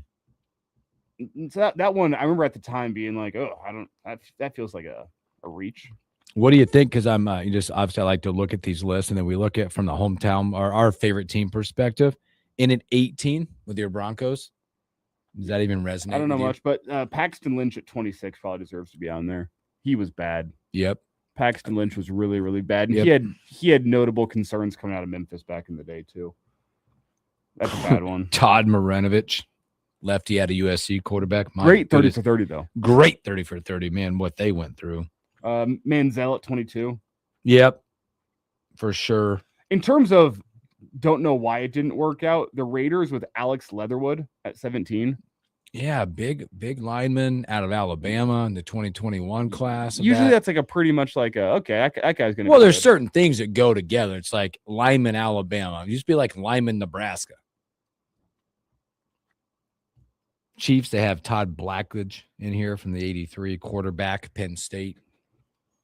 From that perspective. Well, before. Boy, CJ Henderson, cornerback, Florida. Before Mahomes, every quarterback. Well, they're all, in the yeah. draft was bad. They're all going to look like bust at that point. I know this one. Boy, at 31, Rashawn Woods, wide receiver, Oklahoma State. Mm-hmm. N'Keal Harry out of Arizona State for the Patriots. He was, I mean, he looked like a 6th-round wide receiver as soon as he made it, and he was bad. So it's just fun. Listen, also, there's another one I just sent you. Fox Sports put out one. Get your take on these. It's the top 10 first overall picks in the NFL draft. And no surprise that the quarterback position is hot and heavy. Peyton Manning, number 1, Colts, 1998. They're deeming that the best pick. Yeah. Top spot. Longevity, Super Bowls, success every single year. The 2 pick, your guy, John Elway, 1983. Which there was doubts early in his career. Yeah. And to go prove all those guys wrong. And then, I mean, especially the fact that you're 10 years into a career and you still haven't won a Super Bowl. More doubts about, okay, but what's this guy's legacy going to be? Goes out on top. Terry Bradshaw checks in at 3 with the Pittsburgh Steelers. Bruce Smith, number 4 pick, Buffalo back in 1985. There's another quarterback at 5. Troy Aikman, 1989. That changed the Cowboys. Eli Manning at 6. Thought that might be a little high. Consider whenever you look at the guys past him. Yes. Now, Eli Manning was the reason for the Giants' success. I think as more time goes on, he's getting more of his flowers. Should be a Hall of Famer. To be the number 1 overall pick of all time, I don't know. Myles Garrett, 7. I say give this a couple more years. Myles Garrett will be higher than 7 on this list. Earl Campbell in at 8 in 1970. Orlando Pace, big time lineman right there, coming in at the 9 spot, 1997. One of the best to ever do it. Matthew Stafford rounds out your top 10. Honorable mentions, because you alluded to those, is they got the likes of Michael Vick, Cam Newton, Bo Jackson, O.J. Smith, Simpson. Yeah, Cam Newton. Yeah, Bo. Let's be honest here. If it wasn't for the post-playing career, O.J. Simpson would be in that top 10, right? Yeah. Oh, yeah. He's absolutely. There's no doubt about it. He just kind of, screwed up his whole legacy. Yeah, with the whole murder thing. Yeah, that whole thing that will have you stricken from the record. That's the whole word. I object, and they go, "Yes, you do," and it's grant. Based on playing career, O.J. Simpson is a top 10 first overall pick ever. Based on what he did afterwards, yeah, sustained. We'll keep him in the honorable mention. Oh man, so well, yeah, we didn't talk about. I mean, not only does O.J. have the playing career, he had the acting career too. Yeah, Naked Gun. It was great. It was great in the Naked Gun. Oh gosh, we're talking OJ. But then the whole, That, yeah. There's something about that part. That you know what? Murder will change your legacy. Let it be known. If you didn't know it before today, I'm throwing that out there today. Your legacy will be forever changed if you are embroiled in, homicide. Be a problem. So that's a word to the wise for any of the youngsters out there listening. No matter what you do in life. Here we go. Education No time. matter what you do in life, no matter how great your accomplishments are, you get accused of murder, it's going to change some things. It's going to be a problem. Yeah. Is what it's going to stick with you. You're not shaking that reputation. No. Should we do a few stories that we missed? May as well. We kind of hit a lot today. We did. Let's see what else is out there. The stories we miss. The Morning Hookup. I love sports memorabilia stories, especially when it comes to like playing cards or whatever type of stuff. You see this story? A 1997 Kobe Bryant Metal Gems Green card has been purchased for $3.15 million. It's the most ever paid for a solo Kobe Bryant card. Wow. How much again? $3.15 million. Wow. For a solo card. It says the number is 9 of 100. Number 9. Speaking of sports cards, there was a card that went in a 6-year stretch. And May 2019, it sold for $96.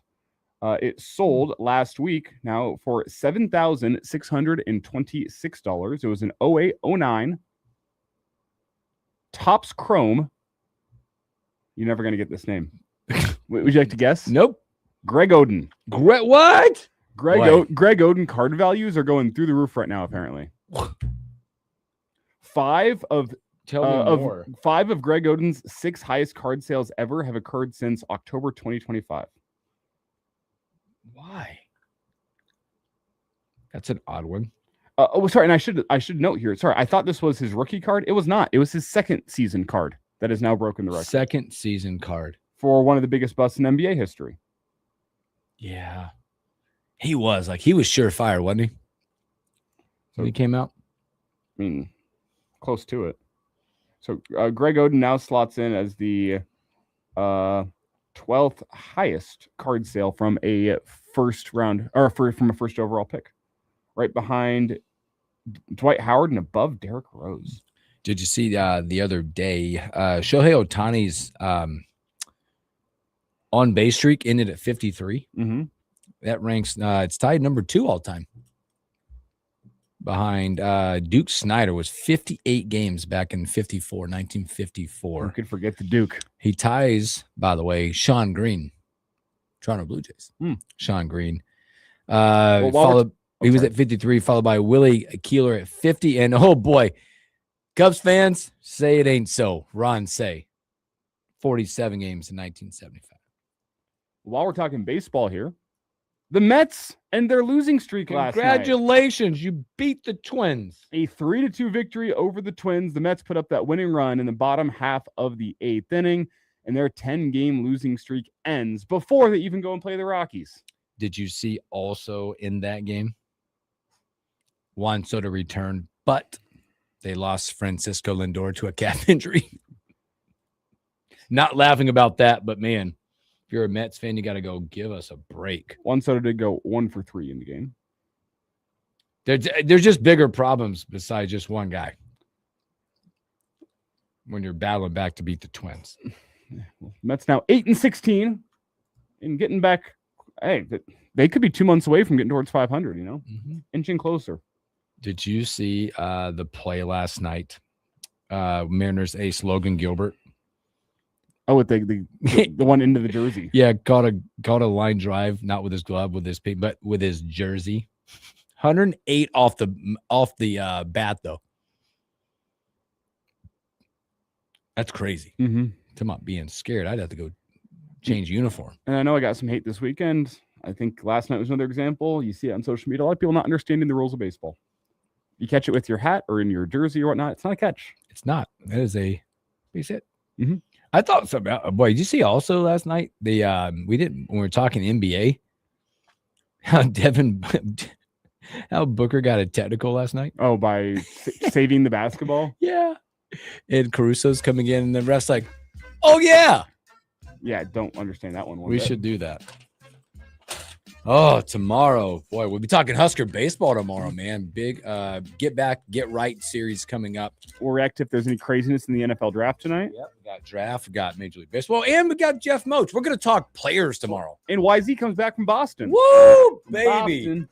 And an electrifying guy with Elijah all hopped up on caffeine. You guys have a great Thursday. We'll catch you on a Husker Homer Friday.